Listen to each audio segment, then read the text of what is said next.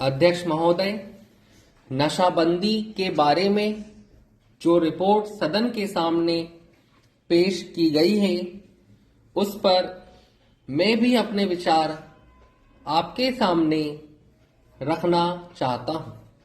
यह रिपोर्ट 2 भागों में है। इन दोनों भागों में अनेक बातों का जिक्र किया गया है।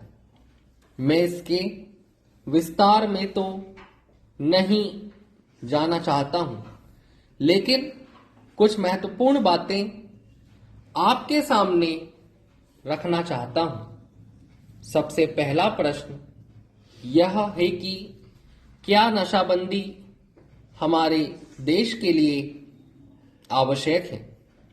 क्या इसके बिना हमारा काम नहीं चल सकता? मैं समझता हूं कि हमारे जैसे गरीब और पिछड़े देश के लिए शराब आवश्यक नहीं है। शराब एक ऐसी चीज है जिससे आदमी के दिमाग का संतुलन बिगड़ जाता है।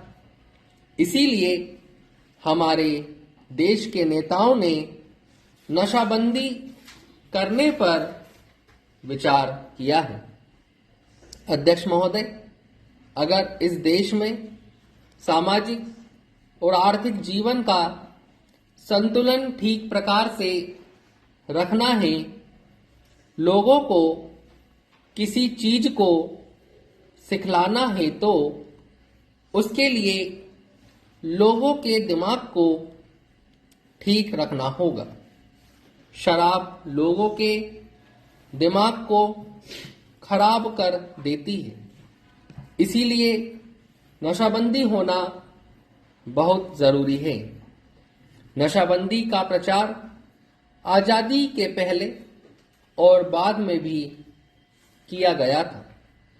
यदि हम अपनी धार्मिक पुस्तकों को देखें, जिसमें हिंदू के वेद, मुसलमानों की पवित्र कुरान, ईसाइयों की बाइबल तथा सिखों के ग्रंथ साहब प्रमुख हैं, इनमें से किसी भी पुस्तक में भी यह नहीं कहा गया है कि आदमी शराब पिए। प्रत्येक धर्म में सभी स्थानों पर इसका खंडन किया गया है। सभी महापुरुषों ने इस बात का खंडन किया है और कहा है कि नशा आदमी के लिए कोई अच्छी चीज नहीं है, इसलिए इसका उपयोग नहीं करना चाहिए। मैं आपका तथा इस सदन का ध्यान इस तरफ दिलाना चाहता हूं कि जहां तहां भी इसमें ढील दी गई है या जहां नशाबंदी नहीं है, वहां हालत पहले से खराब ही हुई है। शराब से कई प्रकार की हानियां होती हैं। इससे आर्थिक हानि तो होती ही है, इसके अलावा समाज में अपराध भी बढ़ जाते हैं। इसके शिकार गरीब मजदूर और हरिजन लोग होते हैं। अगर इनको शराब की आदत पड़ जाती है, तो वे जितना भी पैसा कमाते हैं, सारा शराब में खर्च कर देते हैं।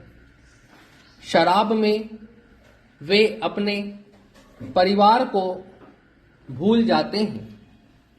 परिवार पर वे इस तरह से जुल्म भी करते हैं।